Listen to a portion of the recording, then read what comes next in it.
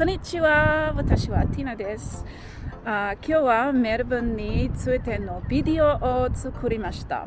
それは私の日本の友達にためです。楽しんでください。It's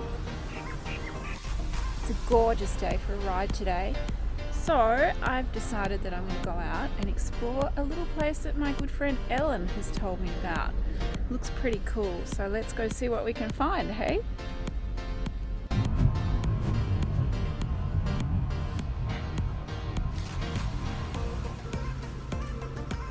So I've come to this very cool spot that my good friend Aussie Ellen has told me about. You might want to check out her photos on Instagram because they are very cool.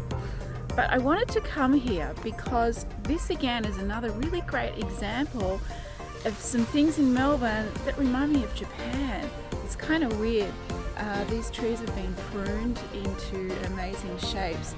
Some might say that they're basically like topiary, but I kind of think that they remind me of Japan. So let's go and have a look at a couple of the others. It's pretty awesome. Look at this pruning.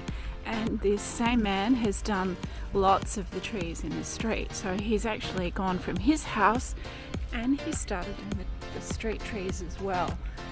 I see he's also done the neighbours over here too. So it's very cool, very cool. So what I really love about these trees behind me is that they remind me of the trees in Japan that use niwaki pruning.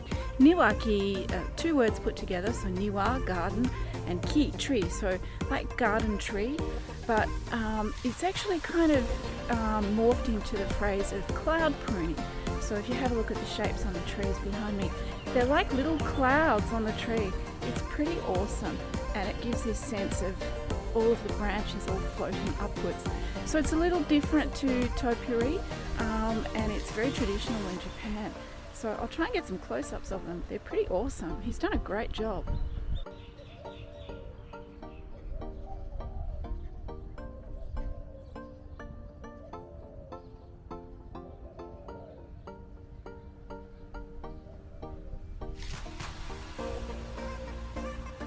So a little bit unlike in Japan where traditions are held very close. Niwaki usually uses, maybe 4 or 5 different types of plants, but in Australia where they're not bound by restrictions like that so much, and this is kind of closer to topiary. You can use any plant to do Niwaki style pruning, so that's clearly what this gentleman has done. I just met his daughter too and had a chat to her, and she said he really loves doing this, and so once he finished with his garden he started doing the trees in the street. It's very cool, I really love it. So let's go see if we can find some more things that remind me of Japan in Melbourne. Cool, hope you like it. I'm just about to take you through one of my fave spots in Melbourne. It's only little. I call it the Tome Gates of Flemington. Here we go. Subarashi! Akai hashi desu. Woo! There we go, that's it. Small, huh? But it's just like being in Fushimi Inari in Kyoto, the famous temple with all of the little red torii gates. Awesome. So that was the red torii gates in Flemington. So I think the next place we might go to is another piece of fantastic built environment that reminds me of Japan. It's a house I know of that's pretty cool and been done really beautifully. There's something about it though that reminds me of housing in Japan just because of the style it's been done in. So let's go have a look.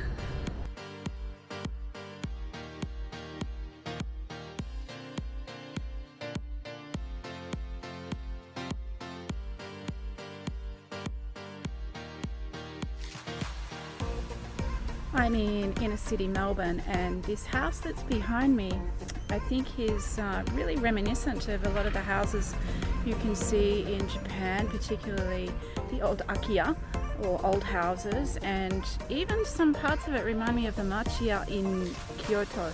I think it's the use of the vertical slats on it, but it's also the effect of that floating top on it, which is a little like the old storehouses too that you can see particularly in some parts of Onamichi and around the coastal areas like that. It's been done really sensitively to the old Victorian front on the house too. Let's go and have a closer look.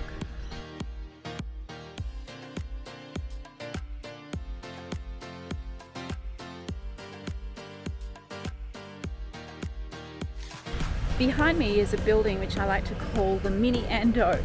It reminds me of Japanese architect Tadao Endo. It's kind of, I guess for me, it feels a little bit similar to the Church of Light in Ibaraki, in Osaka Prefecture. Endo is really famous for his use of this precast concrete, and this house is quite like that. So let me see if I can get some footage. The house is actually owned by a Melbourne building developer, so I better be quick when I film it.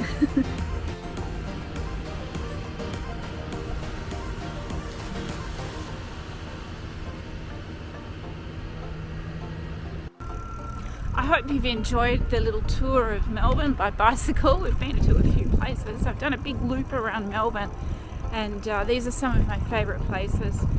And this view ahead of Melbourne, I just love when I ride back up this stretch. Always really gorgeous, and it has that sense that I'm heading home, and that's exactly what I'm doing right now.